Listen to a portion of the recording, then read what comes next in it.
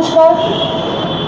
আজকের এই সভামঞ্চের সামনে যারা আমাদের পেট্রোপণ্য বৃদ্ধির প্রতিবাদে উপস্থিত আছেন তাদের আমাদের তৃণমূল কংগ্রেসের ভাইরা বা যে সমস্ত দর্শকরা এখানে উপস্থিত আছেন তাদের প্রত্যেককে আমার শুভেচ্ছা ভালোবাসা জানাই।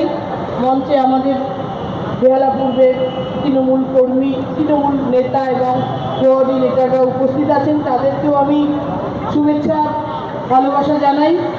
আজকে আপনারা জানেন যে মমতা ব্যানার্জি 10 এবং 11 এই দুদিন সারা বাংলা জুড়ে পেট্রোপণ্যের দামের যে বৃদ্ধি হয়েছে তার আন্দোলনের ডাক দিয়েছেন এবং বাংলার বিভিন্ন জেলায় জেলায় ব্লকে ব্লকে এবং কলকাতার বিভিন্ন সব ওয়ার্ডে আমাদের এই আন্দোলন চলবে। আজকে মমতা ব্যানার্জি কী কারণে ডাক দিয়েছে সেটা আপনারা জানেন যে আমাদের পেট্রোলের দাম সেঞ্চুরি হয়ে গেছে, 100 পেরিয়ে গেছে। মানুষের আজকে শস্য থেকে শুরু করে যে সমস্ত আমাদের নিত্য প্রয়োজনীয় জিনিস সেগুলো কিনতে গিয়ে নাভিশ্বাস উঠেছে। মানুষ খেতে পারছে না, করোনা আবহাওয়ায় মানুষের চাকরি চলে গেছে, কত মানুষের আজকে কাজ নেই। আমাদের এই লকডাউনে যারা দোকান খুলতে পারেনি, প্রত্যেক দিনের বাজার খুলতে পারেনি, যাদের ইনকাম নেই, আজকে এইভাবে দাম বাড়িয়ে দিলে তাদের অবস্থা কোথায় গিয়ে দাঁড়ায় সেটা একমাত্র বোঝার মতো মন যদি কারোর থাকে সেটা হলো আমাদের বাংলার মুখ্যমন্ত্রী মমতা বন্দ্যোপাধ্যায়। মমতা বন্দ্যোপাধ্যায় মানুষের মন বোঝে, মমতা বন্দ্যোপাধ্যায় দরিদ্রদের দুঃখ বোঝে। এবং আপনারা জানেন এই করোনা আবহাওয়ায় আমাদের প্রায় 1.5 বছর ধরে সারা ভারতবর্ষ নয় সারা পৃথিবী আজকে নাজেহাল হয়ে গেছে। সারা পৃথিবীতে মানুষ ঘরবন্দি হয়ে গেছে, আমরাও আজকে ঘরবন্দি। প্রত্যেকের ইনকামে টান পড়েছে, প্রত্যেকে যেভাবে জীবনযাত্রা করতো তার থেকে জীবনযাত্রার মান অনেক নামিয়ে নিয়ে এসেছে। সেখানে আমাদের কেন্দ্রীয় সরকার নরেন্দ্র মোদী, যিনি তার মাথায় যেটা আসে তিনি সেটাই করেন, তিনি আর কারোর কথা ভাবেন না। এরকম একটা স্বার্থপর প্রধানমন্ত্রী আমার মনে হয় স্বাধীনতার পর ভারতবর্ষে প্রথম এসছে যে নিজেকে ছাড়া কোনো কিছুই ভাবে না। আমাদের বাংলার মুখ্যমন্ত্রী মমতা বন্দ্যোপাধ্যায় 10 বছর ধরে রাস্তায় নেমে যেভাবে কাজ করেছে, প্রত্যেকটা মানুষের কথা ভেবেছে। করোনা আবহে বাজারে গিয়ে আপনারা দেখেছেন লাইন দিয়ে নিজে নিজে লাইন টেনে পড়েছে, এত দূরত্ব দাঁড়াবে, নিজের হাতে ত্রাণ সরবরাহ করেছে, নিজের হাতে মাস্ক স্যানিটাইজার দেওয়ার জন্য রাস্তায় নেমেছে যিনি মুখ্যমন্ত্রী। এরকম জনদরদি মুখ্যমন্ত্রীকে হারালে আমাদের বাংলার কি হতো, কিন্তু তিনি করোনাকে পরোয়া না করে বাংলার মানুষের পাশে দাঁড়িয়েছেন। ভগবান আছেন, তাকে আশীর্বাদ করে গেছেন যে করোনাটা তার হয়নি, আমরা বাংলার মানুষ বেঁচে গেছি। কারণ মমতা ব্যানার্জি যদি না থাকেন তাহলে কিন্তু বাংলার মানুষের কথা ভাবার জন্য আর দ্বিতীয় মানুষটি নেই। তাই বলি বন্ধুগণ, আজকে আপনারা আওয়াজ তুলুন, আমাদের এই আন্দোলন জারি রাখতে হবে, আমাদের আজকে রাস্তায় নামতে হবে, প্রতিবাদ তুলতে হবে। যেভাবে পেট্রোলের দাম বেড়েছে, ছোটবেলায় আমরা দেখতাম যে পেট্রোল আর ডিজেলের দামের মধ্যে প্রায় 20 টাকা 25 টাকা তফাৎ থাকতো। পেট্রোল 50 হলে সেটা হয়তো 40 বা 35 টাকা। তারপরে যখনই যত দাম বেড়েছে এরকম একটা ডিফারেন্স আমরা দেখেছি। আজকে পেট্রোল 100 টাকা হয়ে গেছে, ডিজেল 92 টাকা, পেছনে পেছনে চলছে। হয়তো কোনোদিন দেখবেন পেট্রোল কম ডিজেল বেশি। আমরা এমন একটা দেশে, হীরক রাজার দেশে বসবাস করছি, আমরা মনে হচ্ছে আমি হীরক রাজার দেশে বসবাস করছি। কি অবস্থা দেশটা! আজকে দিন বলে আমাদের অনেক স্বপ্ন দেখিয়েছিল, তাই আজকে মনে হচ্ছে আজকে দিন আমাদের আর চাই না, আমাদের এই খারাপ দিনগুলোই ভালো ছিল এবং ওই খারাপ দিনগুলোই আমাদের ফিরিয়ে দিই। আমাদের দরকার নেই নরেন্দ্র মোদীর মতন সরকার, যে সরকার মানুষের কথা না ভেবে দিনের পর দিন পেট্রোলের দাম বাড়াচ্ছে, গ্যাসের দাম বাড়াচ্ছে। আজকে গ্যাসের দাম প্রায় 850 টাকা। একটা মানুষ ছোট পরিবার হলে একটা গ্যাসে চালাতে পারে, যদি কোনো পরিবার বড় হয় অন্তত 3টে থেকে 4টে গ্যাস লাগে। ভাবুন, তাদের মানুষকে রোজগার নেই কিন্তু গ্যাস কিনতে হচ্ছে 850 টাকা দিয়ে, মানুষকে রোজগার নেই পেট্রোল কিনতে হচ্ছে 100 টাকা দিয়ে। আজকে রাস্তায় গাড়ি কমে গেছে, যারা শখ করে একটা গাড়িও কিনেছিল যে অনেক কষ্ট করে লোন নিয়ে হোক যাই হোক গাড়ি চড়ে অফিস যাব বা বউ বাচ্চারা স্কুলে যাবে বাজারে যাবে, তারা আজকে গাড়ি বার করতে পারছে না।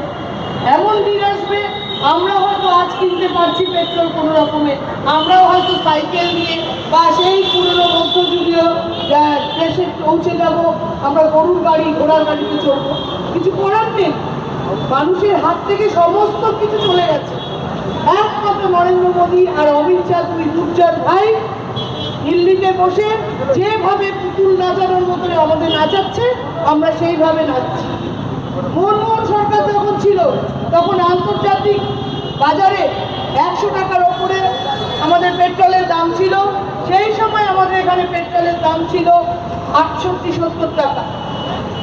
সেটা দেখিয়ে বিজেপি এমন আন্দোলন তুলেছিল যেন রেড়ে করে তারা টেনে আসলো, এই 68-70-এই ভারতবর্ষ শেষ হয়ে যাবে। তারা এলে, ক্ষমতা এলে সঙ্গে সঙ্গে পেট্রোলের দাম 40-50 টাকায় নামিয়ে আসবে। এরকম একটা স্বপ্ন দেখালো, যা থেকে বাংলা ভারতবর্ষের মানুষ তাদেরকে বিশ্বাস করলো, তাদের ক্ষমতা এনে আজ 7 বছর পর আমরা মর্মে মর্মে উপলব্ধি করছি সেই সরকারকে আনার কত ভুল হয়েছিল। 5 বছর পরেও যদি মানুষ 2019 সালে বুঝতো যে এই সরকারটা কি সরকার, আর ক্ষমতায় না আসতো, তবুও মনে আমরা আজকে 100 টাকা পেট্রোলের দাম দেখতাম না।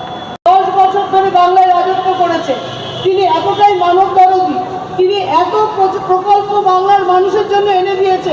আজকে দেখুন 2021 সালের ভোটে মানুষ দুহাত ভরে আশীর্বাদ করে 214টা সিট এনে আবার তৃতীয়বারের জন্য মুখ্যমন্ত্রী।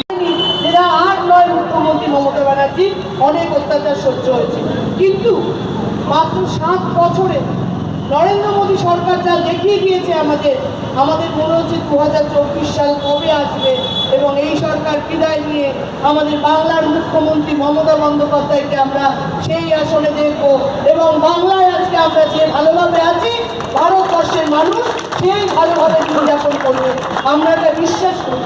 কারণ মমতা ব্যানার্জির পিছুটান নেই, তিনি শুধুমাত্র মানুষের জন্য আছেন। তার জন্মটা হয়েছে মানুষের জন্য, তিনি শুধুমাত্র মানুষের কথা ভাবেন, দিন রাত মানুষের কথা ভাবেন। যে মানুষটা বাংলাকে এত সুন্দর করে রাখতে পারে, আমি বিশ্বাস করি তার হাতে টাকা নেই, কেন্দ্রীয় সরকার তাকে টাকা দিচ্ছে না, জিএসটির অর্ধেক টাকা দেয় না, রাজস্ব থেকে যে সমস্ত আদায় হয় সে সমস্ত টাকাগুলো দেয় না। হাজার হাজার কোটি কোটি টাকা আমরা আজকে কেন্দ্রের থেকে আমাদের রাজ্য সরকার পায়। চাইতে গেলে মনে হচ্ছে না আমাদের টাকাই আমরা ভিক্ষে করতে, তাদের কাছে ভিক্ষে চাইছি, টাকা দিচ্ছে না। তবুও আমাদের এখানে জিডিপি হাই হয়ে যাচ্ছে, সারা ভারতবর্ষে জিডিপি লো হয়ে যাচ্ছে। এখানে বেকারত্বের সংখ্যা, সারা ভারতবর্ষের বেকারত্বের সংখ্যা থেকে আমাদের এখানে বেকারত্বের সংখ্যা কমেছে, সারা ভারতবর্ষে বেড়েছে। যখন 2014 সালে ক্ষমতা এসেছিল বলেছিল প্রতি বছর 2 লক্ষ লোকের চাকরি দেবে। পরিসংখ্যান অনুযায়ী বলছে 7 বছরে মাত্র 78,000 লোককে চাকরি দিয়েছে। 7 বছরে অন্তত 14 লক্ষ লোককে ভোট দেবে, চাকরি দেবে বলেছিল, সেখানে মাত্র 78,000 বেকারকে চাকরি দিয়েছে। এই হচ্ছে নরেন্দ্র মোদী সরকার। কিন্তু আমাদের বাংলায় বেকারত্বের হার কমেছে, আমাদের এখানে জিডিপি কিন্তু বেড়েছে। করে যেভাবে চালাচ্ছে, আজকে ভাবুন শিক্ষাশ্রী, কন্যাশ্রী, রূপশ্রী থেকে শুরু করে যে সমস্ত প্রকল্পগুলো নিয়ে এসছে, তার জন্য কত টাকা মমতা ব্যানার্জির দরকার হতে পারে এবং তিনি সেগুলো কোথা থেকে আনছেন। কিন্তু চুরি ডাকাতি করছেন না, স্মাগলিং করছেন না, তিনি যে টাকা পাচ্ছেন তার মধ্যেই চালাচ্ছেন। তার মানে ইচ্ছে করলেই পারা যায়, ইচ্ছে করলেই একটা সরকার চালানো যায় ভালোভাবে। কিন্তু তারা দিল্লিতে বসে চিন্তা ভাবনা নেই, প্ল্যানিং নেই, সারাদিন কীভাবে অন্য রাজ্যগুলোতে কোথায় ভোট হচ্ছে সেখানে গিয়ে কোটি কোটি লক্ষ লক্ষ কোটি টাকা তারা উড়িয়ে দিচ্ছে ক্ষমতায় আসার জন্য। আপনারা নিজেরাই এবার 2021 দেখেছেন বাংলার মাটিতে শুধুমাত্র একজন বাঘিনীকে মারবে বলে দিল্লি থেকে কত বাঘ এসছিল, প্রত্যেক দিন এসছে, ডেলি প্যাসেঞ্জারি করেছে। ভারতবর্ষের প্রধানমন্ত্রী 30 দিনে 25 বার এসছে আমাদের বাংলায়, তবু ওই বাঘিনীকে এতগুলো বাঘ মারতে পারে। এই বাঘিনী একমাত্র বাংলায় আছে, আমাদের দিদি মমতা বন্দ্যোপাধ্যায়, যার আশীর্বাদে আমরা ভালো আছি। আমরা ভালো থাকতে চাই বলে আবার আমরা তৃতীয়বারের জন্য মুখ্যমন্ত্রী করেছি এবং আরও ভালো থাকতে চাই বলে 2024 সালে এই মুখ্যমন্ত্রীকেই আমরা দিল্লির মসনদে বসাবো প্রধানমন্ত্রী হিসাবে। এবং এই আন্দোলন আমরা যে শুরু করেছি, যতদিন মমতা বন্দ্যোপাধ্যায় না দিল্লিতে প্রধানমন্ত্রী হিসেবে শপথ নেবে, আমাদের এই আন্দোলন নরেন্দ্র মোদী সরকারের বিরুদ্ধে চলবে। আপনাদের পথে নামতে হবে, আপনারা ভালো থাকতে চাইলে আপনাদের পথে নামতে হবে। এই সরকারকে সরাতেই হবে। কেন্দ্রীয় সরকার যেভাবে ক্ষমতা কুক্ষিগত করে মানুষের জীবনযাত্রা নাজেহাল করে দিয়েছে, আজকে মনে হচ্ছে যে সেই দিনটা কেন ক্ষমতায় এসেছিল। যাই হোক, আমাদের এই আন্দোলন আজকে শুরু হয়েছে। আপনাদের প্রত্যেককে ধন্যবাদ জানাই। আপনারা এই রোদের মধ্যে, গরমের মধ্যে এই আন্দোলনে সামিল হয়েছেন। সামিল হতেই হবে। আমরা একযোগে যদি লড়াই করতে পারি, বিশ্বাস করব কেন্দ্রীয় সরকার বাধ্য হবে দাম কমাতে। কারণ দাম কমানোর মতন জায়গা তাদের হাতে আছে। তারা ইচ্ছে করে দামগুলো বাড়িয়ে রেখেছে। প্রতিবেশী রাষ্ট্র বাংলাদেশ, পাকিস্তান আমাদের থেকে গরিব রাষ্ট্র সবাই বলে, কিন্তু তারাও পেট্রোলের দাম কমিয়েছে। আমাদের নরেন্দ্র মোদী সরকার কিছুতেই শুনবে না যে দরিদ্রদের আওয়াজ তার কামকে পৌঁছয়। তাই বন্ধুগণ, আওয়াজ আপনারা এমন তুলুন যাতে দিল্লি অবধি পৌঁছয় এবং আমাদের পেট্রোল ডিজেল থেকে শুরু করে গ্যাসের দাম কমাতে বাধ্য হয়। এবং সেই আওয়াজ আমাদের বাংলায় শুধু নয়, সারা ভারতবর্ষের প্রত্যেকটা স্টেটে পৌঁছে দেওয়ার ক্ষমতা মমতা ব্যানার্জি রাখে। আমি বিশ্বাস রাখি খুব তাড়াতাড়ি মমতা ব্যানার্জি সারা ভারতবর্ষ জুড়ে আন্দোলন শুরু করবেন এবং এই সরকারকে উনি প্রতিচ্যুত করবেন। তাই এই আন্দোলনে মমতা ব্যানার্জির সঙ্গে আমরা যে সামিল হয়েছি, এই সামিল যেন মমতা ব্যানার্জি যতদিন আন্দোলন করে সেটা জারি থাকে। আমরা মমতা ব্যানার্জির সঙ্গে থাকবো। মমতা ব্যানার্জি যেভাবে আমাদেরকে সাহায্য চাইবেন তার লড়াইতে আমরা প্রত্যেকে ছাপিয়ে পড়ে দিদির জন্য আমরা প্রাণটাও দিতে পারি। কারণ তিনি যদি আমাদের কথা, কারণ নিজের কথা না ভেবে সারাদিন আমাদের কথা ভাবে, আমাদের মানুষদের উচিত যে তার কথা ভাববে। যদিও তিনি আমার মনে হয় ভগবানের পাঠানো কোনো দূত বাংলার বুকে ভগবান মমতা ব্যানার্জি নামক কোনো দূতকে পাঠিয়েছে যে বাংলাকে ভালো রাখার জন্য, যার জন্য মমতা ব্যানার্জিকে আমরা পেয়েছি। আর বেশি বক্তৃতা বড় করব না। এর আগে বহু নেতা আপনাদের কাছে বক্তব্য রেখেছে। আমার একটা মিটিং ছিল বলে আমার দেরি হয়েছে আসতে, তার জন্য আমি ক্ষমা প্রার্থী। প্রত্যেকে ভালো থাকবেন, সুস্থ থাকবেন। এখন করোনা মাস্ক স্যানিটাইজার দয়া করে ইউজ করবেন, কারণ আপনারা দেখেছেন ভোটের সময় কিভাবে আমাদের করোনা বেড়ে গেছিলো, সেটাতে আর না বেড়ে যায়। সুস্থ থাকবেন, এই বলে আমি আমার ছোট্ট বক্তব্য শেষ করলাম। জয় হিন্দ, বন্দে মাতরম।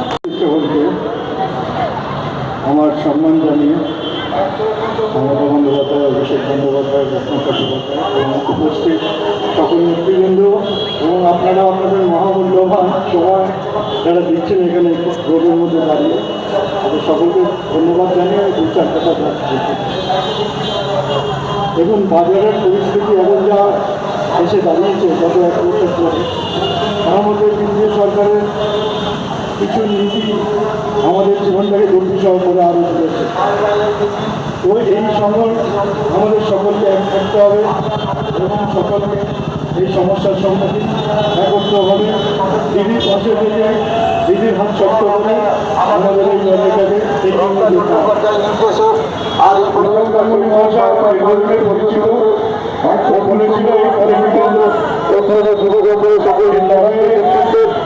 ওর সামনে থেকে লড়াই কাছে এগিয়ে নিয়ে যাওয়ার জন্য আমি ওর কাছে প্রচণ্ড কৃতজ্ঞ। এবং সোমনাথ ব্যানার্জি আমার ভাই, যারা এই ওয়ার্ডটাকে সামনে থেকে নেতৃত্ব দিচ্ছেন, রূপক গাঙ্গুলি এবং সোমনাথ ব্যানার্জি, এদের পাশে দাঁড়ান এবং শক্ত করুন। আমাদের আন্দোলনকে আরও এগিয়ে নিয়ে চলুন, একসঙ্গে থাকুন, পাশে আছি, যে কোনো সমস্যার সঙ্গে আছি। ভালো থাকুন, ধন্যবাদ, সবাই ভালো থাকুন। করবো এই সভ্যতাকে আমাদের প্রতিনিয়ত মানুষকে সামিল করে তুলতে কর্মী ডাক্তার গণেশ ত্রিবেদী।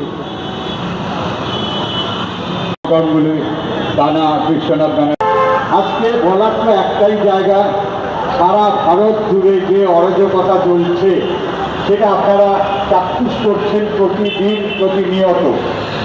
আজকে রান্নার গ্যাসে 50 পয়সা, ভাবতে পারেন 5 বছর আগে এই রান্নার গ্যাসের দাম ছিল মাত্র 400 টাকা, মাত্র 422 টাকা। ডিজেলের দাম, পেট্রোলের দাম 7 বছর আগে ছিল 100 টাকা কিছু পড়ে। তারা কোথায় যাবে, কার কাছে যাবে? কে আছে শোনার মতো, যার কাছে বলা যেত, যার কাছে দরবার করা যেত? তিনি একজন অশিক্ষিত চাওয়ালা, তার কাছে আর যাই হোক দরবার করতে হবে। আমাদের আওয়াজ সারা ভারতবর্ষে ছড়িয়ে দিতে হবে। আপনারা অনেকেই জানেন না, বর্তমান কাগজে মুকেশ আম্বানি আমাদের একজন বিখ্যাত শিল্পপতি, বিখ্যাত হয়েছেন আরও মোদির দৌলতে। তিনি ইনকাম ট্যাক্স পে করেন মাত্র 3.1%। আমি গণেশ ত্রিবেদী 10% ইন্টারেস্ট পে করি, তাহলে আমার দৈনন্দিন কাজ কারবার করে দেওয়ার জন্য। তো আমি আমার বক্তব্য বাড়াবো না, অনেক বক্তব্য মঞ্চে রয়েছেন, আপনারা যারা এসছেন তারা এই কথাগুলো মাথায় রাখবেন, সমাজে প্রত্যেকের মধ্যে ছড়িয়ে দেবেন যে আমরা লড়বো, আমরা এই অযৌক্তিক দাম বৃদ্ধি মানছি না, মানবো না। কেন পেট্রোল 100 টাকার উপরে কিনতে হবে? সর্বভারতীয় তৃণমূল কংগ্রেসের ডাকে পেট্রোপণ্যের মূল্য বৃদ্ধির প্রতিবাদে এই অবস্থান এবং বিক্ষোভ কর্মসূচিতে সামিল হয়েছি। আমাদের দরকারি বক্তব্য রাখবেন আজকের সভার সভাপতি তথা 121 নম্বর ওয়ার্ডের তৃণমূল কংগ্রেস সভাপতি, আমার বন্ধু সহপাঠী যুবক যুব কংগ্রেসের অন্যতম সম্পাদক শ্রী সংবাদ ব্যানার্জি উপস্থিত আছেন। 142 নম্বর ওয়ার্ডের কোঅর্ডিনেটর শ্রী রঘুনাথ পাত্র মহাশয়, এছাড়া উপস্থিত গণেশা সহ নৌসাদ সহ বিভিন্ন ভট্টাচার্য এবং যারা অন্যান্যরা রয়েছেন সকলকে অভিনন্দন। মনে হচ্ছে আবার বোধহয় সেই দিনগুলো আসতে চলেছে সৌজন্যে নরেন্দ্র মোদী। এই কথাটা বলছি এই কারণে, পেট্রোপণ্যের মূল্য বৃদ্ধি করছে, সবাই এখন তাদের পেট্রোপণ্য চালিত যানবাহন পরিত্যাগ করতে শুরু করেছে। ধীরে ধীরে বোধ হয় আমরা গরুর গাড়ির পথেই এগিয়ে যাচ্ছি। আমাদের মঞ্চে উপস্থিত আজকে সঞ্চালক মহোদয়, উপস্থিত আছেন আমার সতীর্থ যারা কাউন্সিলর আছেন, রঘুদা, শেফালিদি, উপস্থিত আছেন পীযুষ দা, উপস্থিত আছেন ববিদা, এবং উপস্থিত আমার কাকি যারা কর্মীবৃন্দ আছেন এবং আমার ভাইরা, সকলকে আমি নমস্কার জানাচ্ছি। আজকে আমরা এখানে সকলেই জানি কিসের জন্য আমরা এসেছি। এই প্রতিবাদটা সরষের তেল, গ্যাস, পেট্রোল, ডিজেলের মূল্যবৃদ্ধির প্রতিবাদটা শুধু দামটা বেড়ে যাচ্ছে এই না, মানুষের জীবন কিভাবে কষ্ট হয়ে পরিণত হচ্ছে দিনের পর দিন। 2014 পর থেকে যে কেন্দ্র সরকার যারা মানুষের জন্য ভাবনা চিন্তা করে আসবে বলেছিল, যাদের মানুষের জীবন জীবিকা আরো ভালো করে দেবে বলেছিল, তারা আজকে মানুষকে কোথায় নিয়ে গেছে? দিনের পর দিন তারা যা ব্যয় করছে, সেই ব্যয়টা তাদেরকে অনেক পরিমাণে বেড়ে গেছে। এবং কেন্দ্র সরকার যে ট্যাক্সটা দিচ্ছে, সে ট্যাক্সটা পেট্রোল ডিজেলের উপরে এত পরিমাণ বাড়িয়ে দিয়েছে, যেটা প্রায় 100% উপরে। তাতে কি হচ্ছে, মানুষের রান্নার ঘরে যে আমাদের মা বোনেরা কাজ করে রান্না করেন গৃহিণীরা, সেই ঘর চালানোটা কষ্ট হয়ে যাচ্ছে। যারা আরও গরিব তারা তাদের বাড়িতে কীভাবে দুবেলা ভাতটা রান্না করবে বা কীভাবে তাদের পরিবারটা চালাতে পারবে, তাদের বাচ্চাদের কীভাবে স্কুলের ফিসটা দেবে সেই জিনিসটার উপরে না চিন্তা করে দিনের পর দিন যেভাবে গ্যাস আর পেট্রোলের দাম বাড়াচ্ছে তার প্রতিবাদে আজকে আমরা এখানে উপস্থিত হয়েছি। অনুপদ গাঙ্গুলি মঞ্চে আসেন আবার ভাতৃপ্রতিমা অমিত সিং 117 নম্বর ওয়ার্ডের মাসাকিত্বের কর্মীকার, 144 নম্বর ওয়ার্ডের কর্মীকার আমার বোন শেফালি, ভাই পুরুষ, আমার প্রিয় নির্বাহী সম্রাট অয়ন আছে, ববি আছে, দত্তকা আছে, নিচে আমাদের এবং প্রত্যেককে আমি এবং যারা আপনারা আমার সামনে বসে আছে দলীয় যে কর্মসূচি সেই কর্মসূচিকে আমরা পালন করছি সারা বাংলা জুড়ে প্রতিটি ওয়ার্ডে প্রতিটি ব্লকে সকাল 10টা থেকে কর্মসূচি হচ্ছে, আমরাও পালন করেছি। দুস্থ যারা সাধারণত বস্তি অঞ্চলে থাকে তাদের কাজকর্ম কারণে তারপরেও এইভাবে যে ডিজেল পেট্রোলের দাম বেড়েছে, মানুষ তো এমনি বাস তারপর দেখছেন ট্রেন চলাচল সবই বন্ধ, যে করে হোক তারা একটা সাইকেল বা স্কুটারে জোগাড় করেছে, অনেকে ভাড়া নিয়েছে কারো কাছ থেকে। এখন যদি এইভাবে জিনিসপত্রের দাম বাড়ে, পেট্রোল ডিজেলের দাম বাড়ে, তাহলে তারা যেখানে চাকরি করে সেই জায়গাগুলো নিজেদের গন্তব্যস্থানে পৌঁছাতে পারছে না। নতমস্তকে প্রণাম করতে হবে যে বিচ্ছিন্নতাবাদী শক্তি একটা নির্বাচনকে সামনে রেখে মোকাবিলা করতে পারবো। আমরা গর্ব করে আমার সতীর্থ হচ্ছে কন্ট্রাক্টর রয়েছে, ভূমিদার নেতৃত্বে আমরা হয়েছি। এই পরিস্থিতির মধ্যে বেহালার পূর্ব প্রতিনিধিবৃন্দ এবং আমাদের আরও বিশিষ্ট নেতৃবৃন্দ রয়েছে। আজকের যে প্রতিবাদ সভা আপনারা সকলেই জানেন যে যেভাবে বিজেপি সরকার সাধারণ মানুষকে যেভাবে গভীর সরমতে ফেলে দিয়েছে, রান্নার গ্যাস থেকে আরম্ভ করে যেভাবে মানুষ খেতে পারছে না, মানুষ চলতে পারছে না, প্রত্যেকটি নিত্য প্রয়োজনীয় জিনিস দ্রব্যমূল্য যেভাবে বেড়ে চলেছে, এই করোনা পরিস্থিতির সময় মানুষ একটা দুর্বিষহ হয়ে উঠেছে। তারই প্রতিবাদে আমাদের নেত্রী মাননীয় মুখ্যমন্ত্রী ও আমাদের দলের সর্বভারতীয় নেত্রী মমতা বন্দ্যোপাধ্যায়ের নির্দেশে এবং আমাদের নেতা অভিষেক ব্যানার্জির নির্দেশে আমরা আসলে প্রতিবাদ সভার আয়োজন করেছি। আমি ধীরাজ কর্মকারকে যাচ্ছি। ধীরাজ দু চারটি কথা বলছি। আপনারা জানেন 2014 সালের নির্বাচনের আগে নরেন্দ্র মোদী অনেকগুলো প্রতিশ্রুতি দিয়েছিল, 100 দিনের মধ্যে কালো টাকা আমি বাইরে থেকে আমার দেশে নিয়ে আসবো। আজকে 2014 থেকে 2021 হয়ে গেল, 7 বছর, একটা কালো টাকা তিনি আনতে পারলেন না। বরঞ্চ সুইস ব্যাংকে যত টাকা ছিল আজকে এই 7 বছর তার 3 গুণ টাকা আজকে জমা পড়েছে। সেই টাকা কাদের জমা পড়েছে? নরেন্দ্র মোদী থেকে 24 লোকসভা নির্বাচন হোক আমাদের, আমরা সেই অঙ্গীকার করি। তবে শুরু করতে আজকে এই বিক্ষোভ কর্মসূচি অনুষ্ঠিত করতে চলেছি। আজ সারা পশ্চিমবঙ্গব্যাপী প্রত্যেকটি তারা যেন বাধ্য হয় প্রত্যেক পণ্যের দাম কমাতে।